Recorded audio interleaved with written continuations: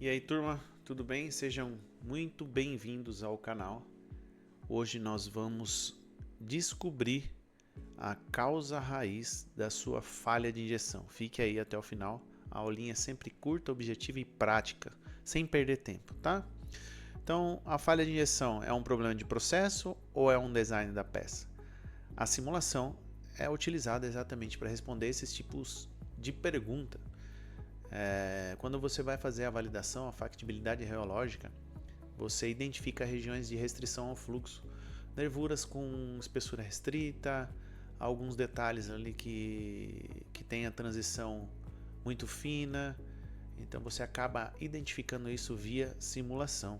E como eu sei que essa falha de injeção é proveniente do CAD? Porque ela vai me dar hesitação, ela vai me dar uma queda de temperatura fora da faixa de trabalho do material, então eu consigo identificar isso no momento da análise.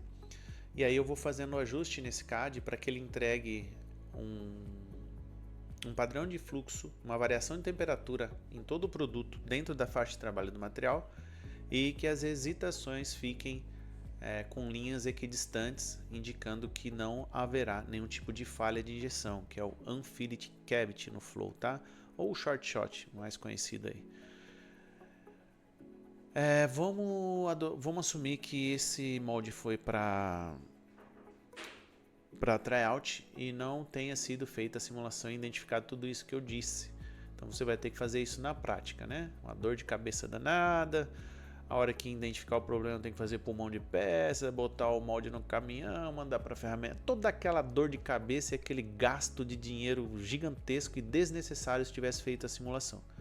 Mas vamos assumir que esse doido aí não fez. E aí, lá no dia do tryout, você vai conseguir responder se o seu processo está robusto ou se ele é responsável pela falha de injeção, tá? Ninguém quer o produto incompleto, tá? Então normalmente é feita a simulação para garantir esse produto 100% completo, sem falha de injeção. E um detalhe muito importante, né? Com margem de segurança. Porque esse detalhe restrito, pode ser que tenha falha de injeção, de repente, se você pegar um processista resiliente, teimoso, ele consiga ali contornar, aumentando a temperatura de fusão do material, aumentando a temperatura do molde, injetando mais rápido. Ele acha algum caminho ali para poder preencher. Mas a falha é eminente. Então, se um processo fica limitado, numa variação de lote de matéria-prima, num fenômeno natural, por exemplo, um dia frio, dia quente, seu processo vai ficar sujeito a entregar peça falhada por essas variações. E ninguém quer isso, né? Você quer um processo robusto, tá? Então, trabalhar isso de forma preventiva, que é no CAI, na simulação de injeção, mas se você tiver com esse molde em máquina e queira identificar a causa raiz da falha de injeção, é fazer um estudo de evolução percentual novamente. Então você vai fazendo ali a evolução do preenchimento e estudando a cada percentual como que esse material se comporta dentro da cavidade. Então eu vou injetar ali 10, 20, 30, 40, 50, até 100%.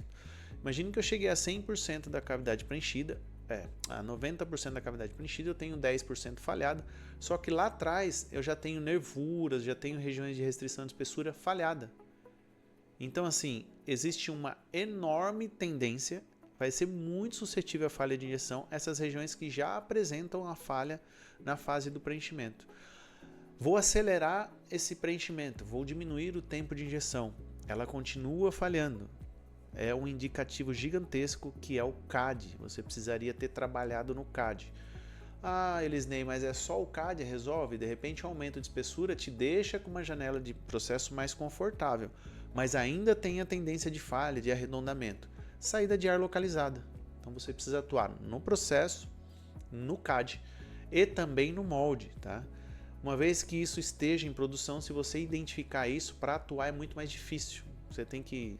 Imagine se estiver em linha de produção, você vai ter que estar entregando peça, fazendo pulmão, mandando esse molde para a ferramentaria, fazendo as correções. É muito prejuízo, tá? Então, sempre adotar a simulação para fazer essas validações.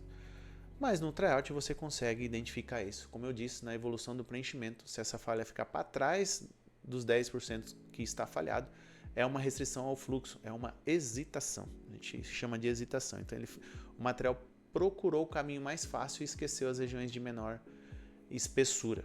Então ali é um indicativo fortíssimo que é CAD e molde, tá? Então você pode atuar nas duas frentes. Você pode fazer uma alteração no produto, né? Uma otimização de espessura e também uma saída de ar localizada, uma vez que o gás tem impacto direto no preenchimento e na qualidade de formação de linha de emenda, tá?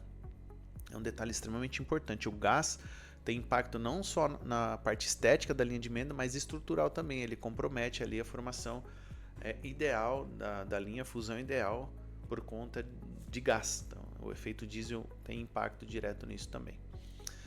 Então, pegou essas falhas de injeção ainda no momento de preenchimento, vamos lá estudar o CAD, vamos estudar a saída de ar do molde. Tá? Essa é uma maneira de identificar aí a falha de injeção durante um tryout, beleza? Então é se atentar. Aqui o que eu vou falar é meio que enviesado, mas é a realidade, gente. Procurar sempre fazer a validação desse produto via simulação. Todos esses problemas você vai encontrar no pé da máquina, lá, dificuldade de preencher um detalhe, uma região de potencial falha, você identifica na simulação, otimiza o produto e não tem dor de cabeça, tá? Se tem o potencial de falha, ele te deixa vulnerável, né? Como eu disse, qualquer variação que tiver no processo, aquele ponto de falha vai aparecer, tá? Então, muita atenção e espero ter entregado aí o que vocês precisam para o momento do tryout, tá? Todo tryout ele tem que ser validado com esse objetivo. Não adianta você fazer um tryout e deixar o processo ali na linha de dar errado, né? Tem que ter margem, gente. Tem que estar muito bem estruturado, bem robusto, porque na produção o pessoal não tem tempo. Às vezes coloca o molde de máquina e o negócio é produzir, tá? Então, quanto mais robusto você deixar para eles, melhor. E esse é o nosso papel aqui na Sul. É deixar sempre o mais robusto possível na prática para o nosso cliente. Fechou? Um abraço, curtam aí, compartilhem e tudo aquilo que vocês já sabem. Muito obrigado, um abraço e fiquem com Deus.